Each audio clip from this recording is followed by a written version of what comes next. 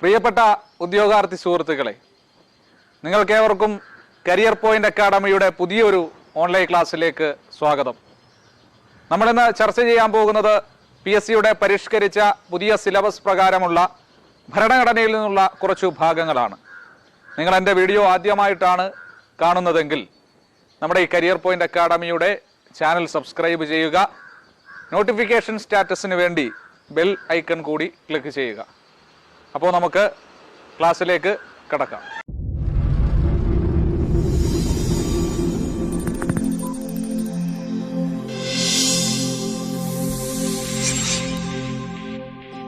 പ്രിയപ്പെട്ടവരെ, career point academy നിങ്ങളിലേക്ക് ഒരു പുതിയ ക്ലാസ്സുമായിട്ട് വന്നിരിക്കുകയാണ്.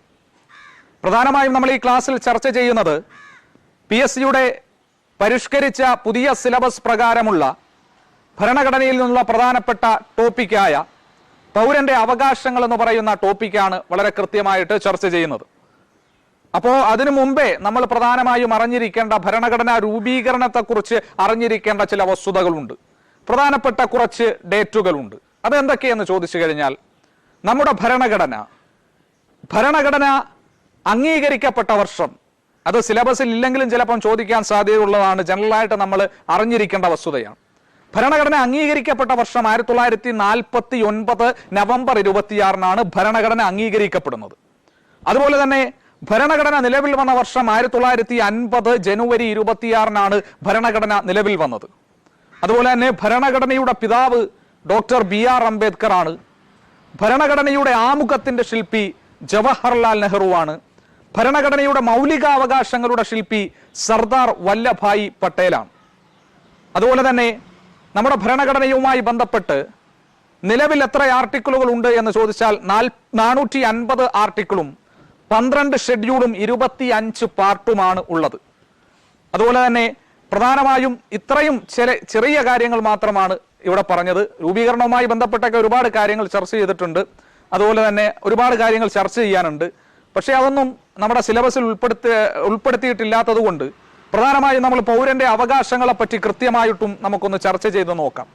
നമുക്കറിയാം, പൗരന്റെ അവകാശങ്ങൾ അല്ലെങ്കിൽ മൗലികാവകാശങ്ങൾ ഭരണഘടനയുടെ ഏത് പാർട്ടിലാണ് ഉൾപ്പെടുത്തിയിരിക്കുന്നത് എന്ന് ചോദിച്ചാൽ പാർട്ട് 3 12 മുതൽ 35 വരെയുള്ള വകുപ്പുകളിലാണ് പ്രധാനമായും പൗരന്റെ അവകാശങ്ങളെ പറ്റി പ്രധാനമായും ചർച്ച ചെയ്യുന്നത്. 12 മുതൽ 35 വരെയുള്ള വകുപ്പുകളിൽ പാർട്ട് 3 പ്രധാനമായും മൗലികാവകാശങ്ങൾ അല്ലെങ്കിൽ പൗരന്റെ അവകാശങ്ങളെ കുറിച്ച് പ്രധാനമായും ചർച്ച ചെയ്യുന്നത്. അതുപോലെ തന്നെ നമുക്കറിയാം, ഈ മൗലികാവകാശങ്ങൾ നമ്മുടെ ഭരണഘടന കടം കൊണ്ടിരിക്കുന്നത് ഏത് ഭരണഘടനയിൽ നിന്നാണ് എന്ന് ചോദിച്ചാൽ അമേരിക്കൻ കോൺസ്റ്റിറ്റ്യൂഷനിൽ നിന്നാണ്, അമേരിക്കൻ ഭരണഘടനയിൽ നിന്നാണ്. അന്നേരം മൗലികാവകാശങ്ങൾ നമ്മൾ കടമെടുത്തിരിക്കുന്നത് ഏതു രാജ്യത്തു നിന്നുമാണ്? അമേരിക്കൻ ഭരണഘടനയിൽ നിന്നുമാണ്. അതുപോലെ തന്നെ ഈ മൗലികാവകാശങ്ങളെ കുറിച്ച് ചർച്ച ചെയ്ത കോൺഗ്രസിന്റെ സമ്മേളനം ഏത് എന്ന് ചോദിച്ചാൽ 1931 കറാച്ചി സമ്മേളനമാണ്. 1931 കറാച്ചി സമ്മേളനത്തിൽ വെച്ചാണ് മൗലികാവകാശങ്ങളെ കുറിച്ച് പ്രമേയം അവതരിപ്പിച്ച അല്ലെങ്കിൽ ചർച്ച ചെയ്ത കോൺഗ്രസിന്റെ സമ്മേളനം 1931 കറാച്ചി സമ്മേളനം. ഈ കറാച്ചി സമ്മേളനത്തിന്റെ അധ്യക്ഷൻ ആരായിരുന്നു എന്ന് ചോദിച്ചാൽ സർദാർ വല്ലഭായ് പട്ടേൽ ആയിരുന്നു ഈ സമ്മേളനത്തിന്റെ അധ്യക്ഷൻ. അതുപോലെ തന്നെ ഈ സമ്മേളനത്തിൽ പ്രമേയം അവതരിപ്പിച്ചത്, ഈ സമ്മേളനത്തിൽ മൗലികാവകാശങ്ങളെ കുറിച്ചുള്ള പ്രമേയം അവതരിപ്പിച്ചത് ആര് എന്ന് ചോദിച്ചാൽ പ്രധാനമായും ജവഹർലാൽ നെഹ്റുവാണ് ഈ സമ്മേളനത്തെ കുറിച്ചുള്ള പ്രമേയം ഈ കോൺഗ്രസ് സമ്മേളനത്തിൽ, കറാച്ചി സമ്മേളനത്തിൽ അവതരിപ്പിച്ചത് എന്നുള്ളതാണ്. അതുപോലെ തന്നെ നമ്മുടെ ഈ മൗലികാവകാശങ്ങളെയാണ് പ്രധാനമായും ഭരണഘടനയുടെ ആണിക്കല്ല്, അതുപോലെ തന്നെ ഇന്ത്യൻ ഭരണഘടനയുടെ അടിത്തറ എന്നിങ്ങനെ അറിയപ്പെടുന്നത് മൗലിക അവകാശങ്ങളെയാണ്. അന്നേരം മൗലികാവകാശങ്ങളുടെ ഭരണഘടനയുടെ ആണിക്കല്ല്, ഭരണഘടനയുടെ അടിത്തറ എന്നിങ്ങനെ അറിയപ്പെടുന്നത് എന്തിനെയാണ് എന്ന് ചോദിച്ചു കഴിഞ്ഞാൽ പ്രധാനമായും മൗലിക അവകാശങ്ങളെയാണ് പ്രധാനമായും അങ്ങനെ അറിയപ്പെടുന്നത്. അതുപോലെ നമുക്കറിയാം, ഈ മൗലികാവകാശങ്ങളുടെ ശില്പി ആര് എന്ന് ചോദിച്ചാൽ മൗലികാവകാശങ്ങളുടെ ശില്പി സർദാർ വല്ലഭായ് പട്ടേലാണ്. മൗലികാവകാശങ്ങളുടെ സംരക്ഷകൻ ആര് എന്ന് ചോദിച്ചാൽ കോടതിയാണ്. അന്നേരം മൗലികാവകാശങ്ങളുടെ ശില്പി ആരെന്ന് ചോദിച്ചാൽ സർദാർ വല്ലഭായ് പട്ടേലാണ്. മൗലികാവകാശങ്ങളുടെ സംരക്ഷകനാര് എന്ന് ചോദിച്ചാൽ കോടതിയാണ്. അന്നേരം പ്രധാനമായും മൗലികാവകാശങ്ങൾ പാർട്ട് 3-യിൽ 12 മുതൽ 35 വരെയുള്ള ആർട്ടിക്കിളുകളിലാണ് പ്രധാനമായും ഉൾക്കൊള്ളിച്ചിട്ടുള്ളത്. മൗലികാവകാശങ്ങൾ എന്ന ആശയം ഇന്ത്യൻ ഭരണഘടന കടമെടുത്തിരിക്കുന്നത് അമേരിക്കൻ ഭരണഘടനയിൽ നിന്നാണ്. അതുപോലെ തന്നെ മൗലികാവകാശങ്ങളെ കുറിച്ച് പ്രമേയം പാസാക്കിയ കോൺഗ്രസ് സമ്മേളനം 1931 കറാച്ചി സമ്മേളനമാണ്. ഈ സമ്മേളനത്തിന്റെ അധ്യക്ഷൻ സർദാർ വല്ലഭായി പട്ടേലാണ്. ഈ സമ്മേളനത്തിൽ പ്രമേയം അവതരിപ്പിച്ചത് ജവഹർലാൽ നെഹ്റുവാണ്. അതുപോലെ തന്നെ നമ്മുടെ ഈ മൗലികാവകാശങ്ങളെ പ്രധാനമായും അറിയപ്പെടുന്നത് ഭരണഘടനയുടെ ആണിക്കല്ല്, ഭരണഘടനയുടെ അടിത്തറ എന്നിങ്ങനെയാണ് മൗലികാവകാശങ്ങളെ പ്രധാനമായും അറിയപ്പെടുന്നത് എന്നുള്ളതാണ്. അതുപോലെ തന്നെ മൗലികാവകാശങ്ങളുടെ ശില്പി എന്നറിയപ്പെടുന്നത് സർദാർ വല്ലഭായി പട്ടേലിനെയാണ്. മൗലികാവകാശങ്ങളുടെ സംരക്ഷകൻ എന്നറിയപ്പെടുന്നത് കോടതിയെയാണ്. വളരെ പ്രധാനപ്പെട്ട ചില വസ്തുതകളാണ്. നമുക്കിനി ഇതിന്റെ പ്രധാനപ്പെട്ട ഉള്ളറകളിലേക്കൊന്ന് കടക്കാം. നമ്മൾ പറഞ്ഞു നേരത്തെ പാർട്ട് 3-യിൽ 12 മുതൽ 35 വരെയുള്ള വകുപ്പുകളിലാണ് പ്രധാനമായും ഈ മൗലികാവകാശങ്ങളെ കുറിച്ച് ചർച്ച ചെയ്തിട്ടുള്ളത്, അല്ലെങ്കിൽ മൗലികാവകാശങ്ങളെ ഉൾക്കൊള്ളിച്ചിട്ടുള്ളത്. പാർട്ട് 3-യിൽ 12 മുതൽ 35 വരെയുള്ള വകുപ്പുകളിലാണ്. പ്രധാനമായും എത്ര തരത്തിലുള്ള മൗലികാവകാശങ്ങളുണ്ട്? പ്രധാനമായും 6 തരത്തിലുള്ള മൗലികാവകാശങ്ങളാണ് നിലവിലുള്ളത്. 6 തരത്തിലുള്ള മൗലികാവകാശങ്ങളുണ്ട്. ഭരണഘടന നിലവിൽ വരുമ്പോൾ പ്രധാനമായും മൗലികാവകാശങ്ങളുടെ ആകെ എണ്ണമെന്ന് എത്രയായിരുന്നു? 7 എണ്ണമായിരുന്നു. അന്നേരം ഭരണഘടന നിലവിൽ വരുമ്പോൾ മൗലികാവകാശങ്ങളുടെ എണ്ണം 7 എണ്ണമായിരുന്നു. എന്നാൽ നിലവിൽ ഇപ്പോൾ എത്ര മൗലികാവകാശങ്ങൾ ഉണ്ട് ഭരണഘടനയിൽ? 6 മൗലികാവകാശങ്ങളാണ് നിലവിലുള്ളത്. ഭരണഘടന നിലവിൽ വരുമ്പോൾ മൗലികാവകാശങ്ങളുടെ എണ്ണം 7 ആയിരുന്നു. അത് എങ്ങനെയാണ് 6 ചുരുങ്ങിയത് എന്ന് ചോദിച്ചു കഴിഞ്ഞാൽ, അന്ന് ഭരണഘടന നിലവിൽ വരുമ്പോൾ സ്വത്തവകാശം എന്തായിരുന്നു? ഒരു മൗലിക അവകാശമായിരുന്നു. സ്വത്തവകാശം ഒരു മൗലിക അവകാശമായിരുന്നു. എന്നാൽ ഭരണഘടനയിൽ നിന്നും സ്വത്തവകാശത്തെ 1978 44-ാം ഭേദഗതി വഴി നീക്കം ചെയ്തു. അതിനുശേഷം ഈ സ്വത്തവകാശം എന്തായി മാറി? ഒരു ലീഗൽ റൈറ്റായി മാറി, ഒരു നിയമ അവകാശമായി മാറി.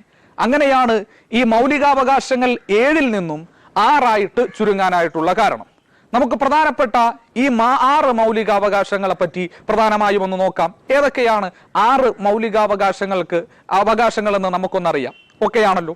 അപ്പോ പ്രധാനമായും 6 മൗലികാവകാശങ്ങൾ. അതിൽ ഒന്ന് സമത്വത്തിനുള്ള അവകാശമാണ്. അന്നേരം സമത്വത്തിനുള്ള അവകാശം ഒന്നാണ്.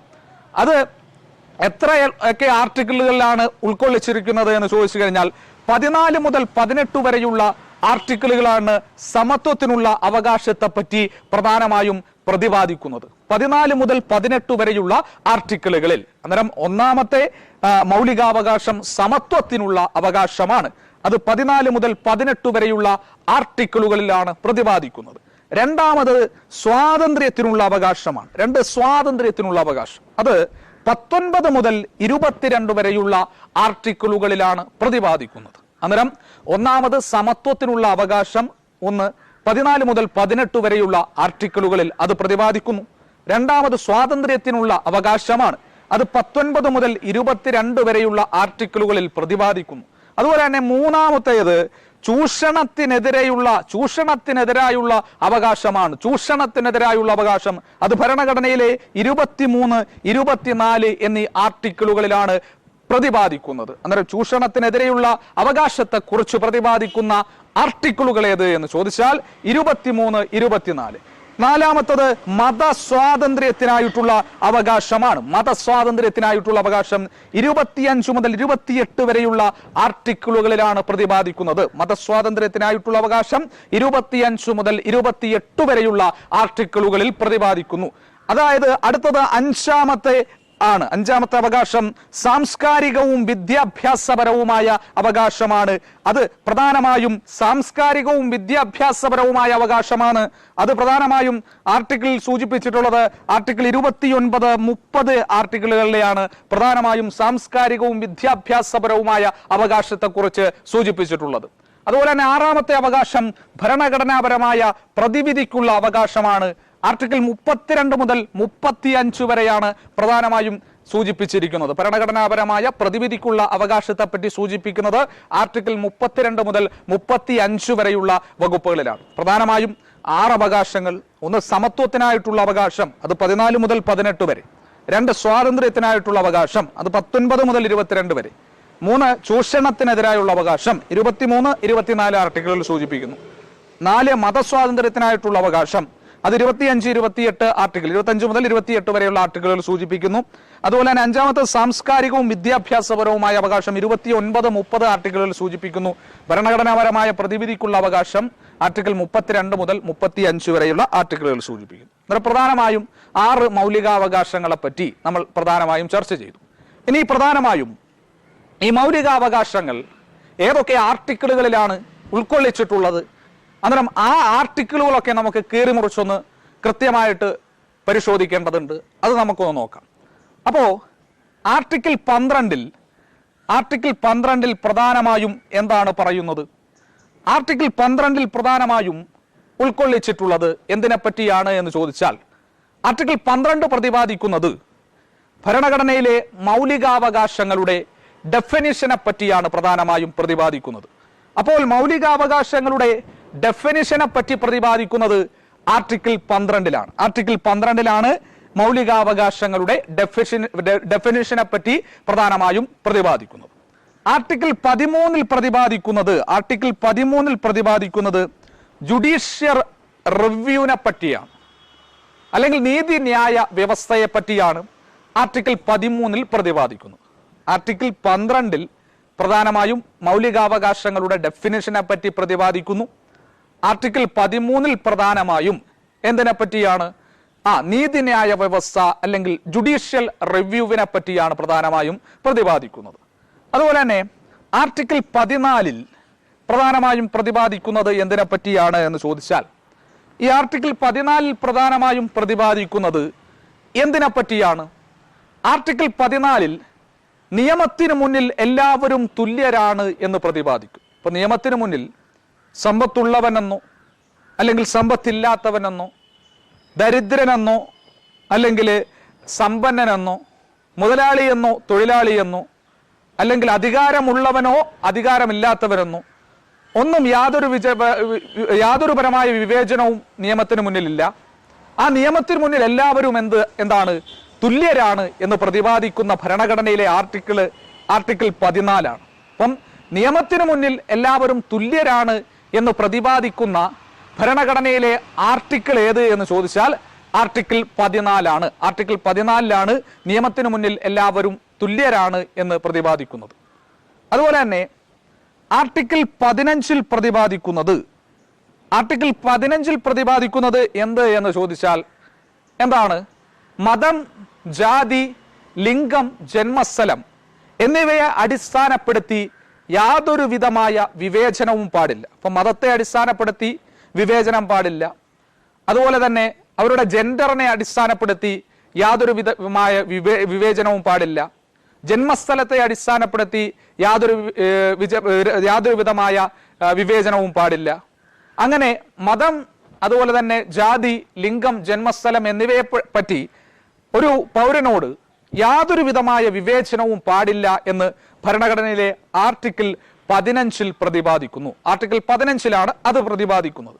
അതുപോലെ തന്നെ ആർട്ടിക്കിൾ 16 പ്രതിപാദിക്കുന്നത് പൊതു നിയമനങ്ങളിലെ അവസര സമത്വത്തെ പറ്റിയാണ്. ആർട്ടിക്കിൾ 16 പൊതു നിയമനങ്ങളിലെ അവസര സമത്വത്തെ പറ്റി പ്രതിപാദിക്കുന്നു. ആർട്ടിക്കിൾ 12 പ്രധാനമായും മൗലികാവകാശങ്ങളുടെ ഡെഫിനേഷനെ പറ്റി. ആർട്ടിക്കിൾ 13 ജുഡീഷ്യൽ റിവ്യൂ അല്ലെങ്കിൽ നീതിന്യായ വ്യവസ്ഥയെ പറ്റി.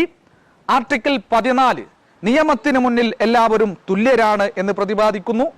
ആർട്ടിക്കിൾ 15 മതം, ജാതി, ലിംഗം, ജന്മസ്ഥലം എന്നിവയെ അടിസ്ഥാനപ്പെടുത്തി യാതൊരു വിധമായ വിവേചനവും പാടില്ല എന്ന് പ്രതിപാദിക്കുന്നു.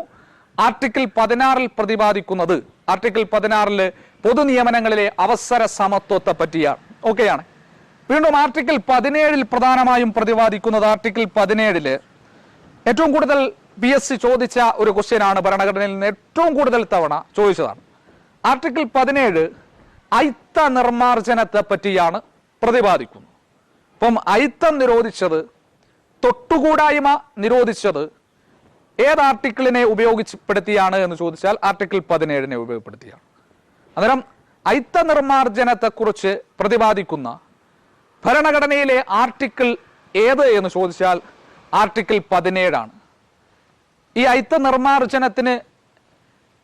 ഈ അയിത്ത നിർമാർജനവുമായി ബന്ധപ്പെട്ട് അല്ലെങ്കിൽ തൊട്ടുകൂടായ്മ നിരോധിച്ചത്, അയിത്തം നിരോധിച്ചതൊക്കെ ഈ ആർട്ടിക്കിൾ 17 അയിത്തം നിരോധിച്ചത് പ്രധാനമായും ഈ അയിത്തം നിരോധിച്ചതിന്റെ പ്രധാനപ്പെട്ട സ്റ്റാറ്റ്യൂട്ട് ഏത് എന്ന് ചോദിച്ചാൽ 1976 പ്രൊട്ടക്ഷൻ ഓഫ് സിവിൽ റൈറ്റ്സ് എന്ന് പറയുന്ന സ്റ്റാറ്റ്യൂട്ടിനെ അടിസ്ഥാനപ്പെടുത്തിയാണ് പ്രധാനമായും അയിത്ത നിർമാർജനത്തെ കുറിച്ചുള്ള പ്രധാനപ്പെട്ട സ്റ്റാറ്റ്യൂട്ട് എന്ന് പറയുന്നത്. 1976 protection of civil rights act ആണ്. ആർട്ടിക്കിൾ 17 അയിത്ത നിർമാർജനത്തെ പറ്റിയാണ് പ്രതിപാദിക്കുന്നത്. അതുപോലെ തന്നെ ഈ ആർട്ടിക്കിൾ 17 വേറൊരു പ്രത്യേകത കൂടിയുണ്ട്. എന്ത് എന്ന് ചോദിച്ചാൽ മഹാത്മാഗാന്ധി കി ജയ് എന്ന മുദ്രാവാക്യം വിളികളോടെ അംഗീകരിക്കപ്പെട്ട ഭരണഘടനയിലെ ആർട്ടിക്കിൾ ഏത് എന്ന് ചോദിച്ചാൽ ആർട്ടിക്കിൾ 17 മഹാത്മാഗാന്ധി കി ജയ് എന്ന മുദ്രാവാക്യം വിളികളോടെ അംഗീകരിക്കപ്പെട്ട ഭരണഘടനയിലെ ആർട്ടിക്കിളാണ് ആർട്ടിക്കിൾ 17 എന്നുള്ളത്. ആർട്ടിക്കിൾ 17 എന്നുള്ളത്. അതുപോലെ തന്നെ ആർട്ടിക്കിൾ 18 പ്രധാനമായും പറയുന്നത് ബഹുമതികൾ നിർത്തലാക്കുക. ബഹുമതികൾ നിർത്തലാക്കുക എന്ന നിർവചനം അല്ലെങ്കിൽ ബഹുമതികൾ നിർത്തലാക്കുക എന്നുള്ളതാണ് ആർട്ടിക്കിൾ 18 പ്രതിപാദിക്കുന്നത്. ഏതു തരം ബഹുമതികളാണ് നിർത്തലാക്കേണ്ടത്? അക്കാദമിക് മിലിറ്ററി പദവി ഒഴികെയുള്ള മുഴുവൻ ബഹുമതികളും നിർത്തലാക്കുക. അത്തരം ഈ അക്കാദമിക് മിലിറ്ററി പദവി ഒഴികെയുള്ള ഒരു ബഹുമതികളും നമ്മൾ സ്വീകരിക്കാൻ പാടില്ല.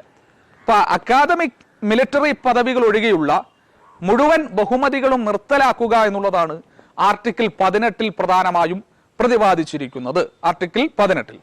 അതുപോലെ തന്നെ ആർട്ടിക്കിൾ 19 പ്രധാനമായും പ്രതിപാദിച്ചിരിക്കുന്നത് ആർട്ടിക്കിൾ 19 6 മൗലിക സ്വാതന്ത്ര്യങ്ങളെ പറ്റിയാണ്. പ്രധാനമായും ആർട്ടിക്കിൾ 19 6 മൗലിക സ്വാതന്ത്ര്യങ്ങളെ പറ്റി പ്രതിപാദിച്ചിരിക്കുന്നു. 6 മൗലിക സ്വാതന്ത്ര്യങ്ങൾ. അന്നേരം 19 ആർട്ടിക്കിൾ 19 പ്രതിപാദിച്ചിരിക്കുന്നത് 6 മൗലിക സ്വാതന്ത്ര്യങ്ങളെ പറ്റിയാണ്. ആ മൗലിക സ്വാതന്ത്ര്യങ്ങൾ കൃത്യമായി നമുക്കൊന്ന് പഠിക്കേണ്ടതുണ്ട്. ആ മൗലിക സ്വാതന്ത്ര്യങ്ങൾ എന്ത് എന്ന് പ്രധാനമായും നമുക്കൊന്ന് നോക്കാം. ആർട്ടിക്കിൾ 19 പ്രധാനമായും 6 മൗലിക സ്വാതന്ത്ര്യങ്ങളെ പറ്റിയാണ് പ്രതിപാദിക്കുന്നത്. 6 മൗലിക സ്വാതന്ത്ര്യങ്ങളെ പറ്റി പ്രതിപാദിക്കും. ആർട്ടിക്കിൾ 19 6 മൗലിക സ്വാതന്ത്ര്യങ്ങളെ പറ്റി പ്രതിപാദിക്കും. അങ്ങനെ ഈ മൗലിക സ്വാതന്ത്ര്യങ്ങൾ ഏത് എന്ന് നമുക്ക് കൃത്യമായിട്ടും ഒന്ന് നോക്കേണ്ടതുണ്ട്. ഏതൊക്കെയാണ് ആ മൗലിക സ്വാതന്ത്ര്യങ്ങൾ എന്ന് നോക്കാം. അപ്പോൾ പ്രധാനമായും നമുക്ക് നോക്കേണ്ടതുണ്ട് ആർട്ടിക്കിൾ 19 ക്ലോസ് 1A ഏത് തരത്തിലുള്ള സ്വാതന്ത്ര്യമാണ്? ആർട്ടിക്കിൾ 19 ക്ലോസ് 1A നൽകിയിട്ടുള്ളത് അല്ലെങ്കിൽ സൂചിപ്പിച്ചിട്ടുള്ളത് അഭിപ്രായ സ്വാതന്ത്ര്യത്തെ പറ്റിയാണ് പ്രധാനമായും ആർട്ടിക്കിൾ 19 ക്ലോസ് 1A ഉൾക്കൊള്ളിച്ചിട്ടുള്ളത്. ആർട്ടിക്കിൾ 19 ക്ലോസ് 1A അഭിപ്രായ സ്വാതന്ത്ര്യത്തെ പറ്റിയാണ് ഉൾക്കൊള്ളിച്ചിട്ടുള്ളത്. അതുപോലെ തന്നെ ഈ ആർട്ടിക്കിളിന് പ്രധാനമായ ഒരു പ്രത്യേകതയുണ്ട്. അത് PSC ചോദിച്ചിട്ടുണ്ട്. എന്താണ് എന്ന് ചോദിച്ചാൽ ഈ ആർട്ടിക്കിൾ 19 ക്ലോസ് 1A എന്തിനെക്കുറിച്ച് പരോക്ഷമായി പ്രതിപാദിക്കുന്നു? പത്രസ്വാതന്ത്ര്യത്തെക്കുറിച്ച് പരോക്ഷമായി പ്രതിപാദിക്കുന്നു. അപ്പോൾ പത്രസ്വാതന്ത്ര്യത്തെക്കുറിച്ച് പരോക്ഷമായി പ്രതിപാദിക്കുന്ന ഭരണഘടനയിലെ ആർട്ടിക്കിൾ ഏത് എന്ന് ചോദിച്ചാൽ ആർട്ടിക്കിൾ 19 ക്ലോസ് 1A ആണ്. അതുപോലെ തന്നെ ആർട്ടിക്കിൾ 19 ക്ലോസ് 1A അഭിപ്രായ സ്വാതന്ത്ര്യത്തെ പറ്റി പ്രതിപാദിക്കുന്നു.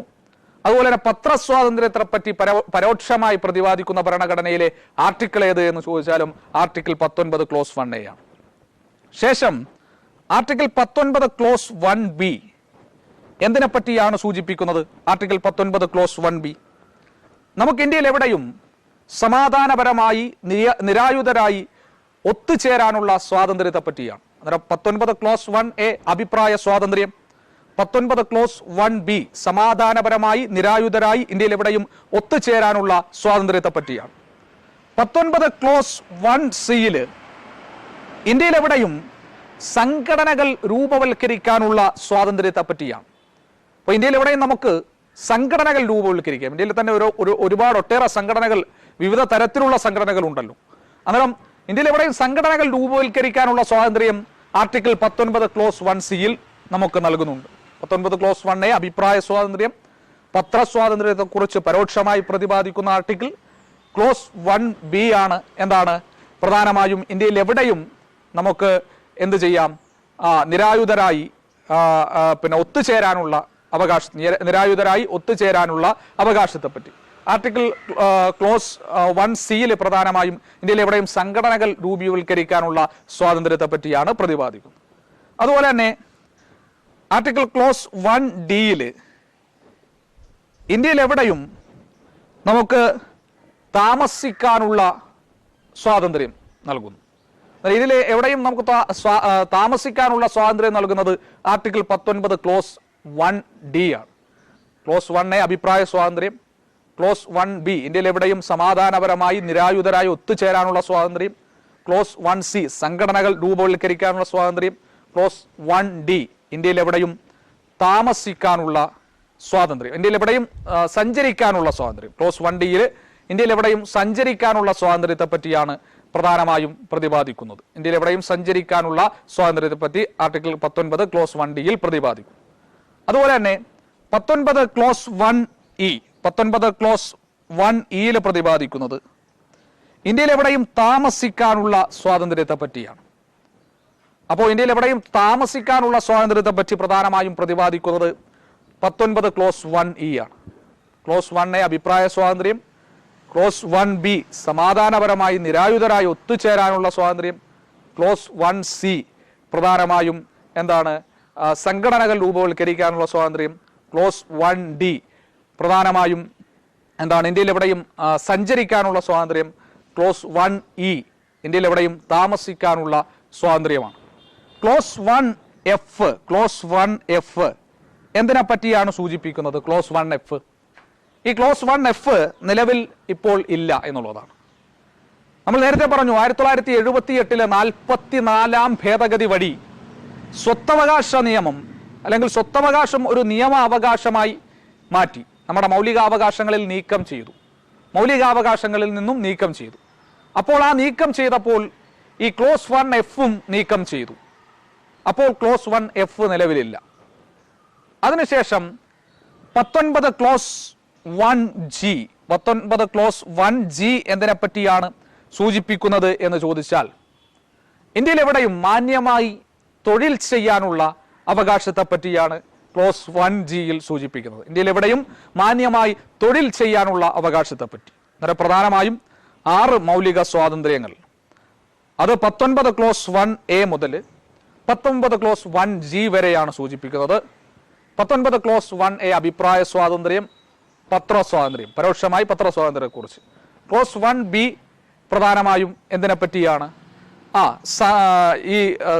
പ്രധാനമായി നിരായുധരായി ഇന്ത്യയിൽ എവിടെയും സമാധാനപരമായി ഒത്തുചേരാൻ. ക്ലോസ് 1C സംഘടനകൾ രൂപവൽക്കരിക്കുന്നത്. ക്ലോസ് 1D ഇന്ത്യയിൽ എവിടെയും സഞ്ചരിക്കുന്നത്.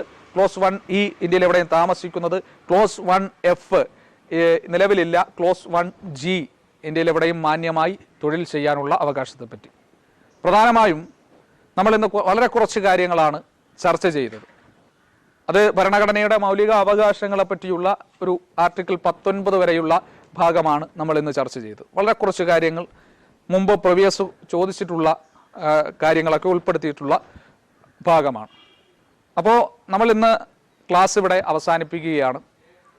നമ്മുടെ അടുത്ത ക്ലാസ് ഇതിൻ്റെ കണ്ടിന്യൂവേഷനായിട്ട് നിങ്ങൾക്ക് മുന്നിൽ എത്തുന്നതാണ്. അപ്പോൾ നമ്മുടെ ക്ലാസ് ഇഷ്ടമായി എങ്കിൽ നിങ്ങൾ ഈ ചാനൽ സബ്സ്ക്രൈബ് ചെയ്യുകയും അതുപോലെ തന്നെ അത് ഷെയർ ചെയ്ത് മറ്റുള്ളവരിലേക്ക് എത്തിച്ച് അവർക്ക് കൂടി ഉപകാരപ്പെടുന്ന രീതിയിലേക്ക് ഒന്ന് മാറ്റുകയും ചെയ്യണമെന്ന് വിനീതമായി അഭ്യർത്ഥിച്ചുകൊണ്ട് നിർത്തുന്നു. നന്ദി, നമസ്കാരം.